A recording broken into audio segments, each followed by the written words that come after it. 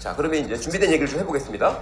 자, 이제 첫 번째 주제가 이제 바로 이런 겁니다. 엄마의 역할은 속도일까, 방향일까? 혹시 이 차이가 좀 애매하다라고 생각되시는 분들은요, 죄송하지만 고민을 좀 해보셔야 됩니다. 이건 분명히 가는 길이 다른 거거든요. 네. 자, 준비된 문제를 잠깐 풀어볼 텐데요. 먼저, 네. 첫 번째 문제 잠깐 보겠습니다. 아마 이미 온라인상에도 문제를 풀어보신 분들이 있을 텐데요. 네. 잠시만요. 가방 안에 보시면 네 가지 새 카드가 있죠.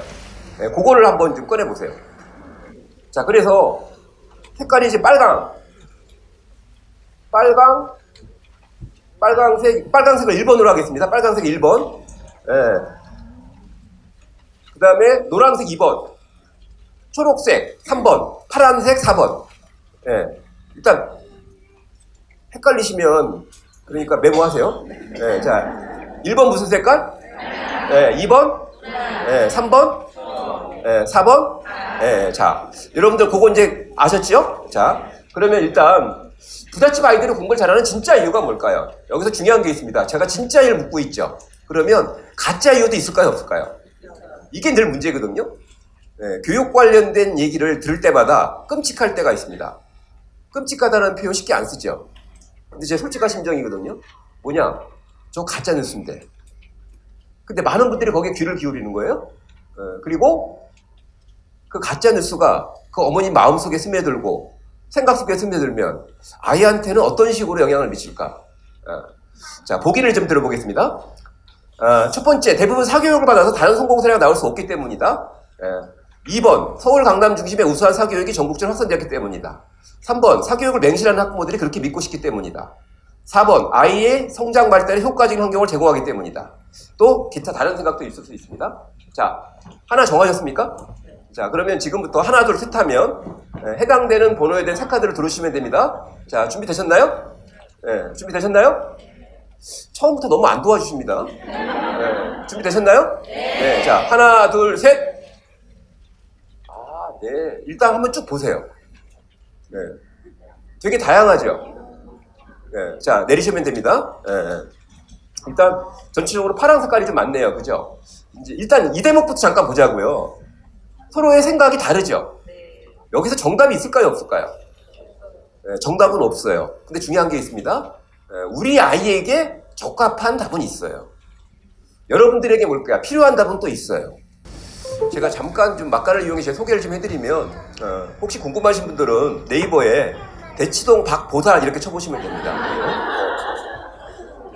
자, 근데 이제 그 박보살이라는 별명이 왜 생겼는지 혹시 궁금하지 않으세요?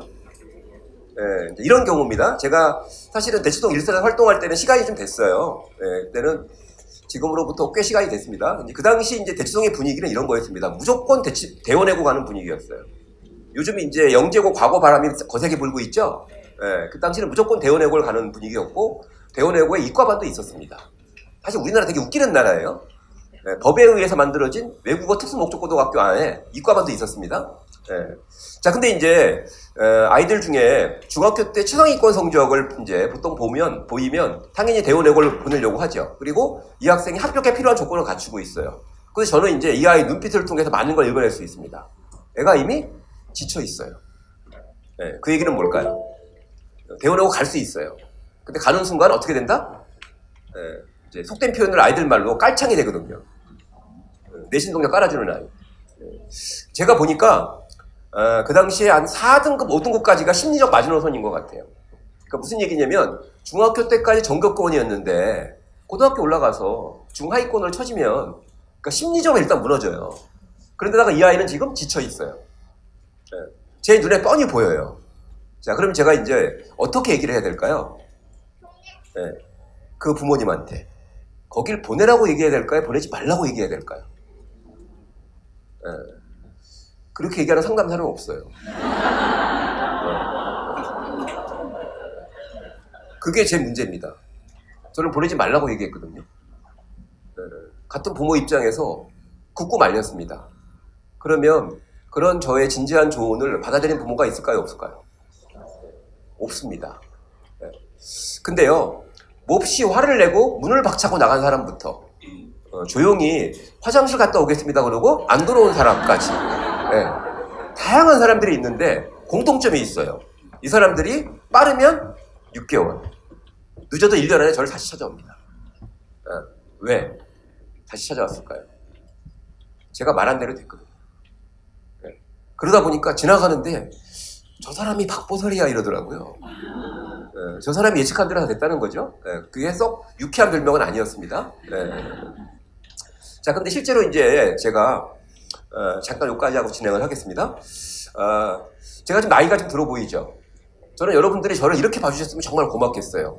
아, 저 사람 참 믿을 만한 어른이구나. 제가 여러분들하고 같이 어울릴 정도는 아닌 것 같아요.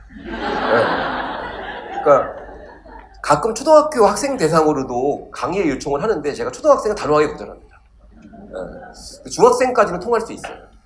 중학생들도요, 진심으로 얘기하면 통합니다. 자, 근데 이제 아이들에게도 저는 그런 생각이 드는 거예요.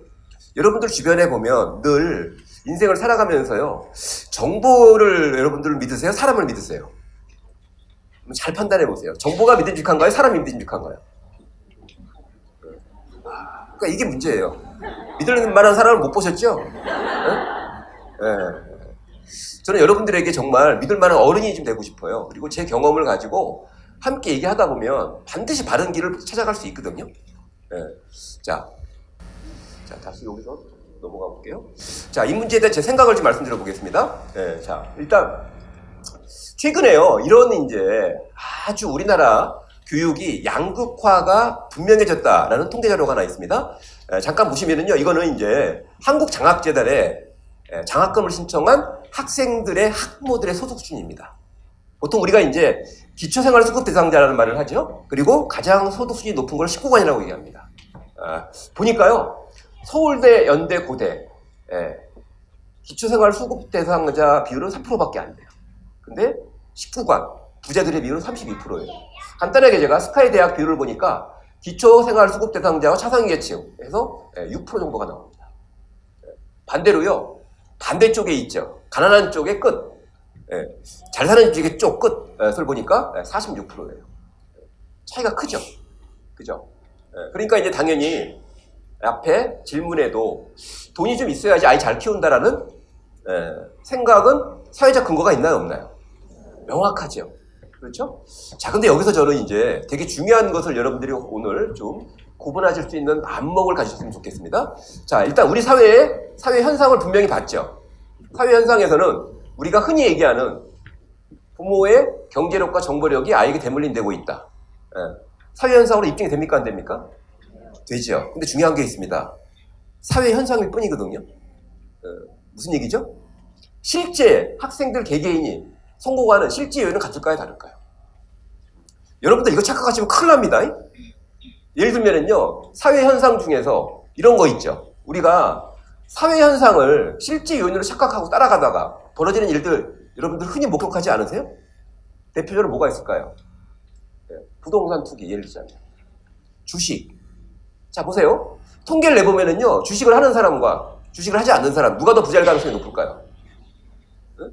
통계를 내보면은요, 부동산 투자를 하는 사람과 부동산 투자를 못하는 사람, 누가 더 부자일까요? 그렇죠. 근데 중요한 게 있습니다. 꼭 주식 투자를 하고 부동산 투기를 해야지만 부자가 되나요? 아닙니다. 여기서 중요한 것은요, 아이들 한 명 한 명 성공 요인을 살펴보면은요, 매우 개별적이고 다 달라요. 그리고 중요한 게 부모가 시험을 대신 보는 환경이 만들어지지 않는 한 결국 공부는 누가 하게 돼 있죠? 아이가 하게 돼 있죠. 그러면 이 두 가지는 분명히 달라집니다. 근데요, 안타깝게도 지금 대한민국에 분명한 흐름이 하나 만들어졌어요. 뭐냐? 부모들이 돈으로 너무 아이 교육에 의존하고 있다. 자, 그 현상을 잠깐 보여드리겠습니다. 여기 보시면 이게 어떤 거냐면요, 예전에 여러분들 중앙일보가 판역이 좀 작죠. 중앙일보. 요즘은 이제 오프라인 신문을 거의 안 보시니까 그 판형이 이제 개편되면서 특집 기사를 몇 개 진행했는데 그 중에 하나를 제가 맡았거든요. 공부 개조 프로젝트라 그래서 어떤 거냐면은요, 직접 신청 과정을 제가 방문해서 공부가 그렇게 단순하지 않거든요.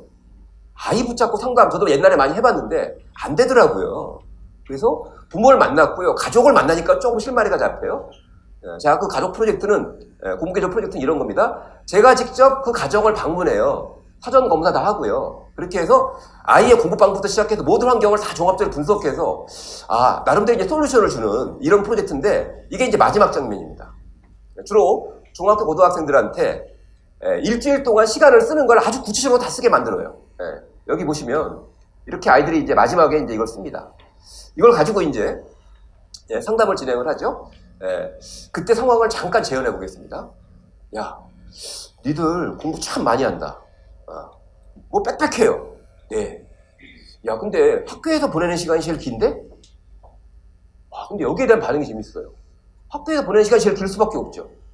아닌가요? 근데 무슨 새로운 사실을 발견한 듯한 그런 반응을 보여요. 그러네요? 이렇게 반응을 보여요. 그 다음에 이제, 야, 근데 학교에서 배우는 게 있냐? 아니요. 그래서 학원을 많이 다니는구나. 네. 이게 거의 정해진 공식이에요. 정해진 공식. 자, 그럼 옆에서 지켜보고 있던 이제 엄마는 당황하죠.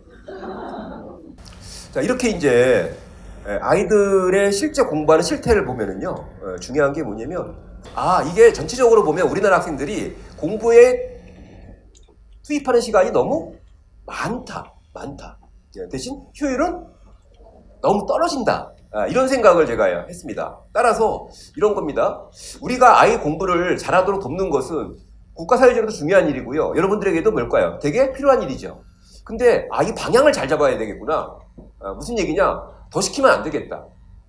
그러니까 양을 늘리기보다는 질을 높이는 쪽으로 가지 않으면 이거 아이들 감당할 수 없다. 이런 생각을 하게 됐습니다. 자, 실제로 보면은요, 앞에 잠깐 말씀드린 것처럼 우리나라 학생들의 학습 효율성이 OECD 30개 국가 중에서 24위다. 자, 2006 피사라는 게 있죠? 피사를 보니까 잠깐 소개해 드리겠습니다. 중간에 나오는 대목들을 좀 소개해 드리겠습니다. 좀 선명하지 않은데요.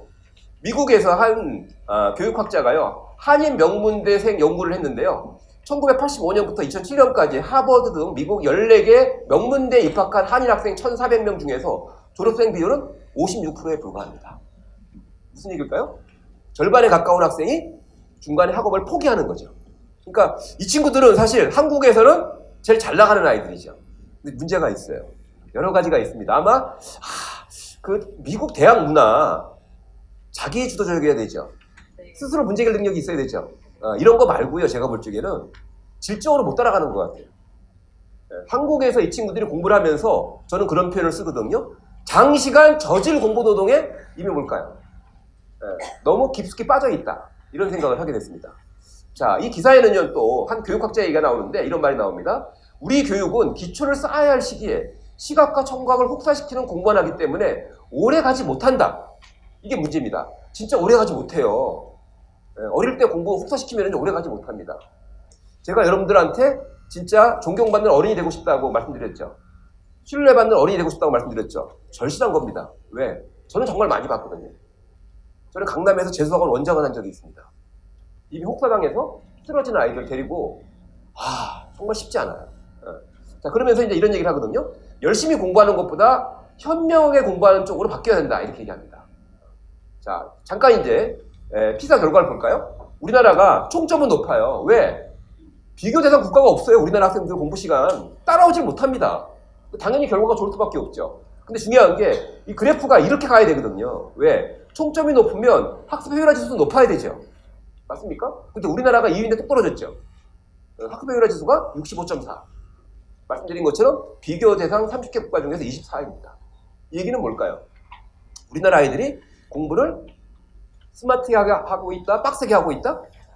빡세게 하고 있다. 그래서 저는 이제 이런 말씀을 좀 드리고 싶어요. 부모가 방향을 잡을 때요, 스타디 하드와 스타디 스마트. 이거 구분하셔야 됩니다. 아직 아이들이 어릴 때는요, 중요한 게 있습니다. 스타디 하드와 스타디 스마트가 초기에는 어떤 모습을 보이는지 아세요? 오히려 스타디 하드가 앞서가요. 왜? 자기 생각이 없고 엄마가 밀어내는 만큼 받아들이죠. 근데 중요한 게요, 그러면서 이제 이 아이가 점점 더 공부에 대한 추억 또는 정서가 망가지기 시작하면은요, 나중에는 소위 공부 거부 반응 때문에 정작 중요한 시기에 책상 앞에 앉아도요, 공부를 해야지 머릿속으로 생각해요. 근데 마음속에서 일어나는 공부 거부 반응 때문에 공부를 못하게 되는 상황이 있습니다. 실제로 얼마 전에 한국에 왔던 영국의 사회학자가요. 이 사람은 영국의 청소년과 한국 청소년들의 공부 실태를 비교 연구한 사람이에요. 근데 그 사람이 한국에 왔는데 제가 뒤에서 소개해드리겠습니다. 이 사람이 내린 결론이 뭐냐? 한국 청소년들이 공부해드리는 시간은 놀라운 수준을 넘어 기괴하다고 느껴질 정도다. 이렇게 얘기하고 있습니다. 기괴하다. 글로테스크하다. 자, 이게 우리 현실입니다. 근데요, 여러분도 주변에 한번 잘 보세요. 왜 그런 현실이 만들어졌을까요? 그리고 지금 또 우리 주변에서 벌어지는 일들은 과연 우리가 둘 중에 하나로 정리한다면 스타디 스마트 쪽일까요? 스타디 하드 쪽일까요? 판단 잘 하셔야 됩니다. 자, 실제로 왜 잘 사는 집 아이들이 공부를 더 잘하나 라는 제목의 책이 있거든요. 여기 보면 이제 중요한 게 있습니다. 한국에서 고학력 중산층 부모들은 자녀의 학업 능력이 부모의 노력 여하에 따라 만들어지며 투자하고 주입하는 정도에 좌우된다고 믿는 경향이 있다. 이렇게 얘기하고 있습니다. 경향이 있다라고 얘기해요. 그러면서 자, 이 책에는요, 이렇게 학업 성적 결정 요인에 관한 선행 연구를 종합해가지고요, 실제로 아이들 공부에 영향을 미칠 수 있는 다양한 변인들의 상관관계, 인과관계를 정리하고 있습니다. 근데 되게 중요한 사실 하나 있어요. 자, 되게 복잡하죠? 그렇죠? 근데 최종적으로 여기서 중요한 게 뭐죠? 학업 성적이죠. 근데 학업 성적에 직접 영향을 미치는 변인은 뭐가 있나요? 두 가지가 있죠. 하나가 뭐죠? 인지 능력. 당연히 공부를 아이가 하니까 이 아이 두뇌에 성능이 있습니다. 두뇌에는요, 성격의 차이가 있고 성능의 차이가 분명히 존재합니다. 따라서 한국식 공부라는 게 분명히 존재하는 거거든요.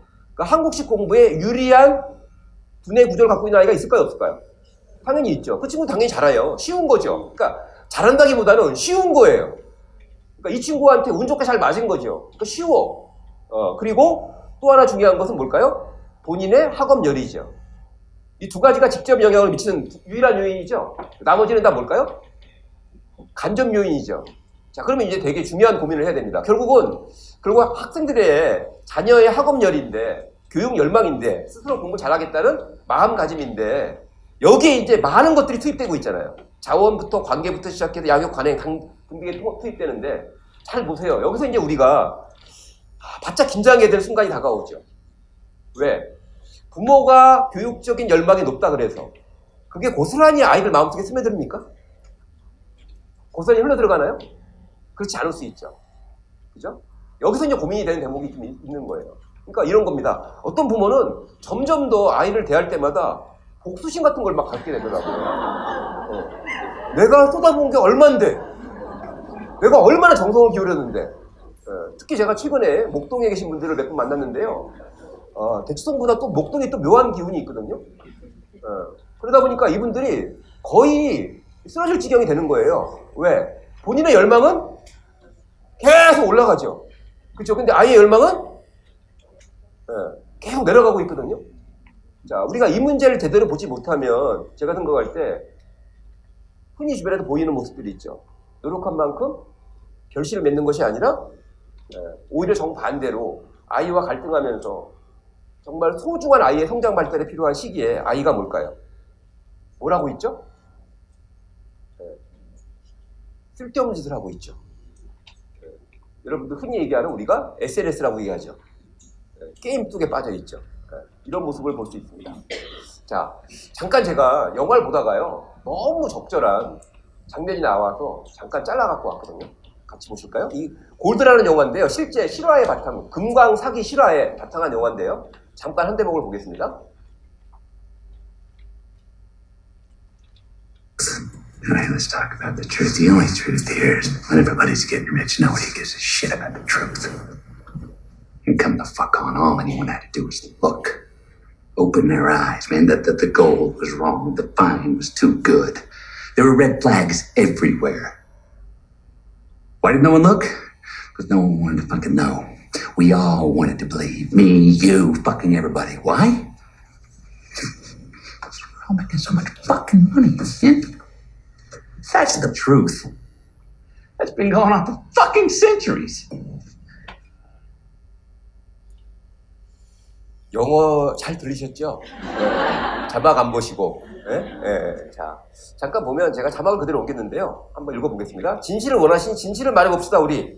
부자가 될 상황이면 세상 그 누구도 진실 따위에 관심을 갖지 않아요. 그저 눈만 크게 뜨면 봤어도 크게 뜨고 봤어도 보이는 거였어요. 금 모양도 틀렸고 결과도 과하게 좋고 의심할 것들이 사방에 있었어요. 왜 아무도 못 봤냐고요? 다들 알기 싫어했으니까. 우리 모두가 믿고 싶어 했어요. 나, 당신들, 연병할 전부다. 왜? 돈을 미친 듯이 벌 거였으니까. 그게 진실이에요. 그 옛날부터 존재해온 진실. 다들 알기 싫어했으니까. 우리 모두가 믿고 싶어 했으니까. 이런 대목이 나옵니다. 저는 가끔 이제 아이 교육에 지나치게 많은 투자를 하는 분들하고 대화를 하다 보면요. 이 느낌이 딱 들어요. 실제 모습을 아무리 보여줘도요. 보지 않으려고 해요. 믿고 싶으니까 그냥 가는 겁니다. 자, 다시 두 권의 책 보겠는데요. 왜 잘 산 집 아이도 공부도 잘하나와 양육가설 두 개의 책이 있는데요. 여기 되게 중요한 지적이 나옵니다. 이 책에 보면 이런 말이 나와요. 자녀의 자기주도성이나 자발성에 근거한 학습 지원보다 자율성을 희생하더라도 부모의 정보와 신념에 입각해서 부모 자신이 전략을 세우고 자녀를 이끌어가는 방식을 선호한다. 어려서부터 공부하는 습관을 들이고 학업과 무관한 여가 활동을 최대한 제어하려는 중산층 부모들의 양육 관행은 자연히 통제하고 강압의 성격을 띠게 되고 자녀와 부모와 자녀 사이에는 공부를 둘러싼 크고 작은 갈등이 상존한다. 이렇게 있습니다. 이게 이제 이 책이 다른 책과 다른 이유입니다. 이 책은요, 여러분들 사회 현상을 연구할 때는 양적 연구를 해야 되죠. 통계 자료를. 근데 이 자료는요, 박사학위 논문인데 질적 연구를 한 거예요. 무슨 얘기일까요? 이런 겁니다. 부잣집 아이들 중에서 공부를 잘하는 아이. 근데 또 못하는 아이가 있을까요? 없을까요? 있죠. 좀 가난한 집 아이들 중에서 명문대 가야 학생이 있나요? 없나요? 그걸 연구해 본 거예요. 질적 연구를 통해서 비교적 통계 자료가 아니라요. 실제 학생들의 성공과 실패 요인에 대한 이해를 하는데 많은 좋은 정보를 주고 있습니다. 자, 그 다음에요. 양육가설이라는 제목의 책이 있습니다. 혹시 양육가설이라는 책 읽어보신 분 계세요? 아, 네. 전체적으로 동의하셨나요? 읽어보시면서? 어떠셨어요? 이 양육가설은요, 대한민국 여러분들을 해방시키는 해방선언서입니다. 왜 그런지 아세요? 이 책은요, 중요한 게, 이 책 양육가설의 명제, 즉, 한 인간이 형성되는데 유전과 또래 집단이 중요한 역할을 하며 부모들은 중요하지 않다. 그 무엇보다도 절대적이라고 여겨왔던 부모와 자녀 관계에 의문을 제기한다. 실제로요, 이 책을 보면서 제가 어떤 느낌이 들었냐면요, 그 오랫동안 만났던 학부모, 학생들 중에 그 이런 거 있지 않습니까? 상담자는요, 이런 게 있거든요. 명쾌하게 내담자가 이해가 되지 않으면 찝찝한 게 있어요. 물론 고맙다고 얘기하고요, 좋아졌다고 얘기하지만 제 스스로가 납득이 안 되는 지점이 있으면 뭘까요? 그거를 어떻게든지 해명하려고 하죠. 근데 제가 이 책을 보면서 많은 빈자리, 잃어버린 고리들이 다 채워지더라고요. 자, 근데 저는 여기서 이제 중요한 게 있습니다. 이 책에서 강조하는 건 이런 겁니다. 이런 모습을 저는 이렇게 정리했어요. 어떻게 정리했냐면, 자연이 통제와 강압의 성격을 띠는데 부모들에서 갈등이 드러나고, 반대로 이쪽은요, 유전과 또래 집단이 중요한 역할을 하지 않는다. 부모들은 중요하지 않다. 그때 이걸 저는 이렇게 정리했습니다. 부모 아이 효과와 아이 부모 효과를 정리해봤습니다. 무슨 얘기일까요? 전 세계적인 지금 소위 말해서 교육 심리학의 흐름은 이쪽이에요. 뭐냐? 부모가 어떻게 하느냐에 따라서 아이가 달라진다. 뭐 애착 형성부터 시작해서 양육 관행 등등 많은 연구들이 있잖아요. 그죠? 거기에 종합적으로 공통된 점이 있죠. 부모가 어떻게 하느냐에 따라 달라진다. 이게 맞습니까? 자, 근데 중요한 게 있어요. 과연 진짜 그럴까? 반대로 이 책은요, 아이 부모 효과를 얘기하는 것 같아요. 부모 아이 효과와 아이 부모 효과는 어떤 차이가 있을까요? 그 차이가 제가 볼 적에는 하늘과 땅 차이일 수도 있거든요. 뭐냐? 바로 이거죠. 부모가 전략을 세우고 아이를 끌고 가는 방식이죠. 끌고 가는 방식은 아주 민주적인 방식도 있고요. 비민주적인 방식도 있어요. 살살 꼬시는 것도 끌고 가는 겁니다. 당연한 거 아닌가요? 민주적으로 끌고 가는 거죠. 그죠? 근데 본질은 다르지 않아요.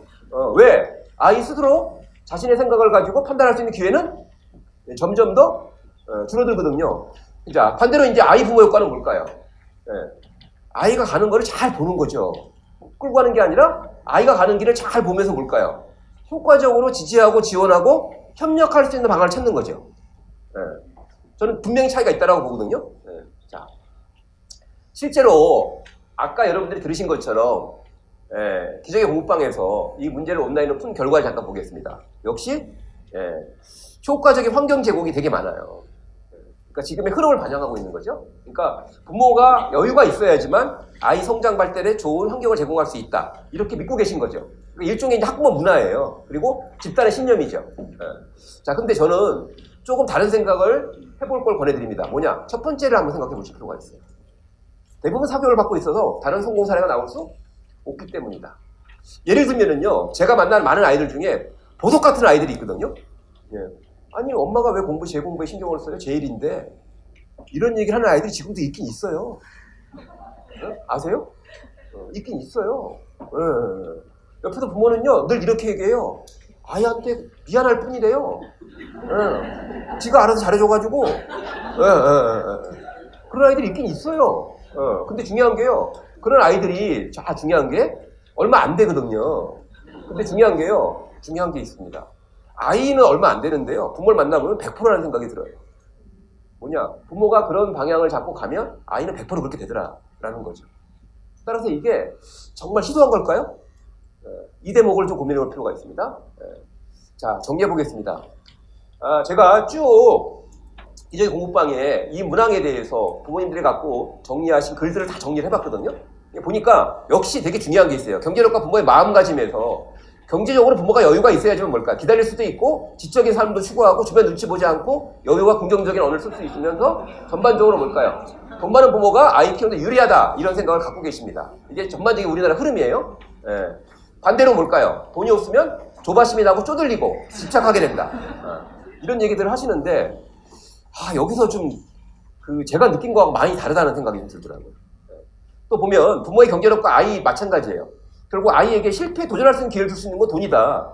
긍정적인 사고방식, 자신감, 이런 것들도 결국 경제적인 여유에서 나온다. 뭐 여러 가지 얘기를 하고 있습니다. 그러면서 이제 돈이 부족한 일하는 엄마들은 역시 한계가 있다. 그리고 사교육을 보낼 수 없는 시골도 한계가 있다. 또 마찬가지입니다. 이 경제력을 가지고 전문가를 잘 활용하면 엄마표의 한계를 뛰어넘을 수 있다.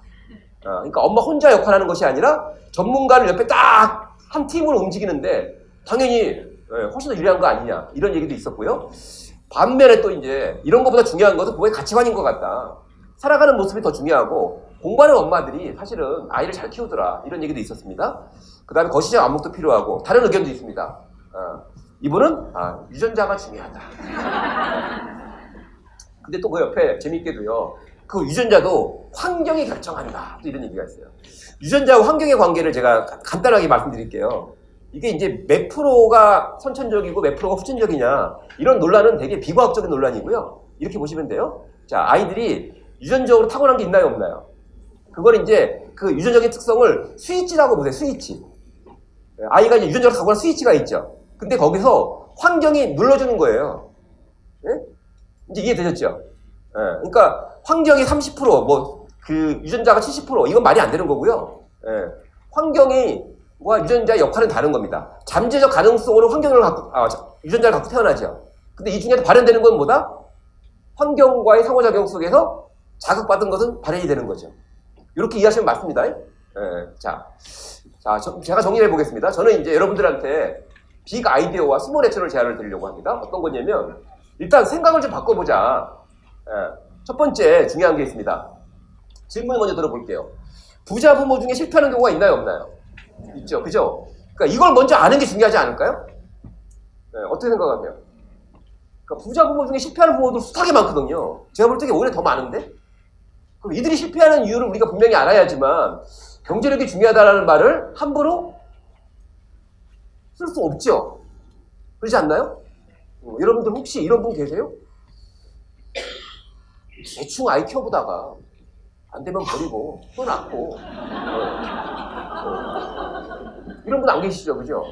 그러니까 이게 두려운 거거든요. 이게 뭐냐면 자칫 내가 잘못된 생각으로 잘못된 방향을 잡고 가다가 문제가 생기면 어떻게 될까요? 돌아올 수 없거든요. 자, 두 번째 질문을 들어보겠습니다. 두 번째 질문은 바로 이거예요. 성공 사례의 분포와 개인적인 성공 확률은 같은 걸까요, 다른 걸까요? 요거 정말 착각하시면 안 되거든요.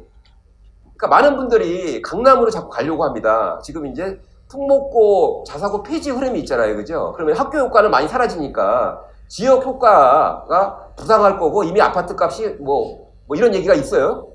그게 뭐냐면 그쪽 지역에서 성공 사례가 많이 나온다는 거죠. 쉽게 얘기해서 성공 사례 분포가 그쪽이 높다라는 얘기죠. 근데 이것과 개인적인 성공은 같은 걸까요, 다른 걸까요? 이거 착각하시면 안 됩니다. 저는요, 대치동에서도 고등학교 진학 상담할 때 늘 이렇게 했거든요. 제일 좋은 고등학교는 아이한테 맞는 학교. 아이한테 맞는 학교는 집에서 제일 가까운 학교. 그러면은요, 많은 사람들이 통계 데이터를 갖고 와서 저한테 반박을 해요. 이 학교는 입시 실적이 낮다 등등 여러 가지 교육 과정에 문제가 있다. 그럼 제가 그걸 또 아주 깨끗하게 반박해줘요.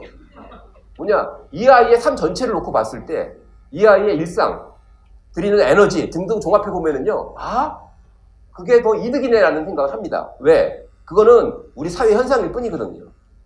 자, 강남과 강북, 어디에 부자가 많죠? 그렇죠. 근데 강북에는 부자가 없나요? 여러분도 잘 아셔야 됩니다. 무슨 얘기냐? 저는 이제 여러분들한테 같이 한번 해보겠습니다. 내가 먼저 한번 따라해보세요. 내 아이에게 필요한 것은 따로 있다. 그러니까 중요한 건 이거예요. 부자 부모가요, 가장 확실하게 망가지는 방법이 뭔지 아세요? 아이한테 필요한 거 말고 불필요한 거 시키는 거야. 반대로요, 돈이 없어도 뭘까요? 아이한테 필요한 것을 잘 찾아서 제공하면 제가 볼 적에는 별 문제 없는데? 자, 두 번째로 이제 여러분들이 뭘 실천해 볼까를 고민해 보시면서 중요한 게 있습니다. 부모 아이 효과를 믿고 있거든요. 특히 이런 자리에 오시는 분들은 그쪽이 강하신 분들이에요. 그러니까 내가 어떻게 하느냐에 따라서 아이가 달라질 거다는 굳은 신념을 보통 갖고 계십니다. 이제 그러다 보니까 중요한 게 있어요. 아이가 언제까지 말을 들을까요?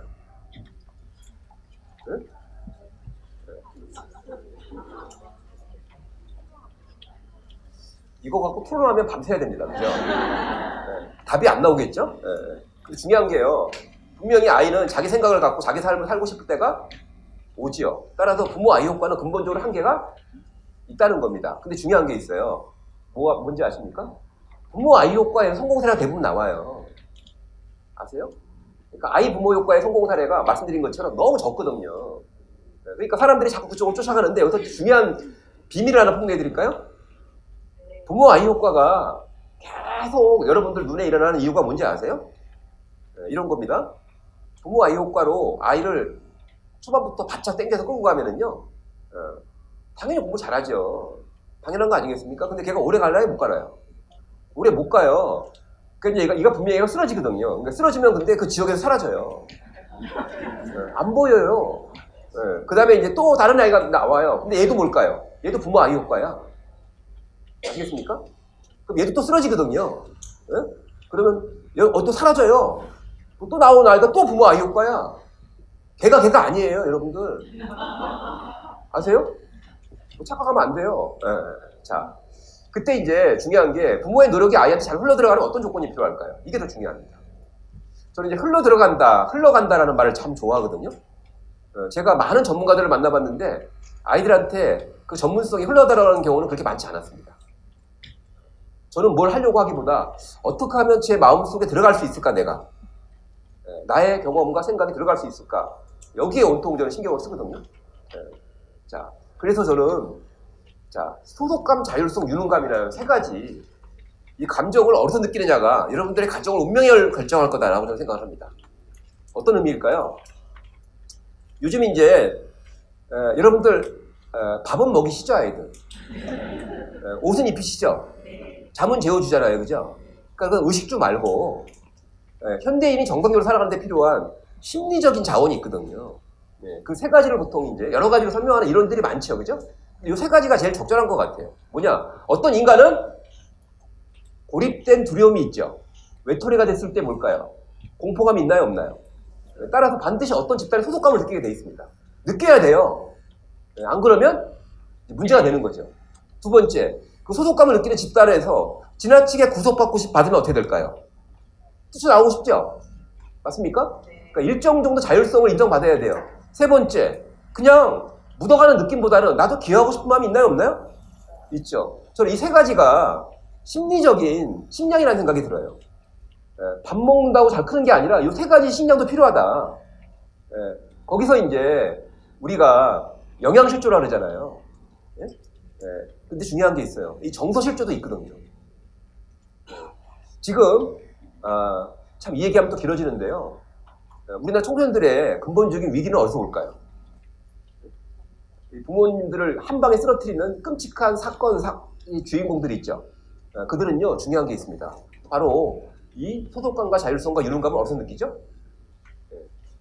학교 밖에서, 집 밖에서, 위기 학생들 사이에서 느끼는 겁니다. 게임에 몰입하는 이유도 여러분 잘 아셔야 돼요. 게임이 제공하는 것들이 이런 것일 수도 있거든요.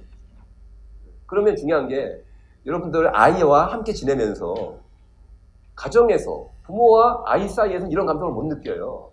그럼 아이는요, 중요한 게 반드시 다른 감정을 느껴야 됩니다. 다른 데서 이 감정을. 그거 아셔야 돼요, 정말로. 자, 구체적으로 이제 어떻게 해야 될지에 대해서는요, 좀 더 논의를 해봐야 되는데, 중요한 것은 이런 겁니다.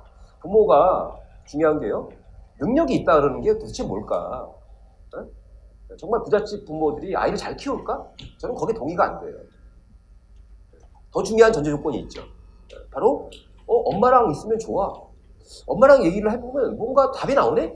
예를 들면 이런 경험들이 차곡차곡 쌓여가면은요, 과연 그런 아이 따라갈 수 있을까? 이런 생각이 듭니다. 자, 시간이 좀 많이 지나가서 일단 빨리 문제를 먼저 풀고 좀 정리를 하겠습니다. 두 번째 문제로 가보겠습니다. 자, 대치동 엄마들 정신을 차리기 어려운 이유가 있습니다. 이유가 뭘까요?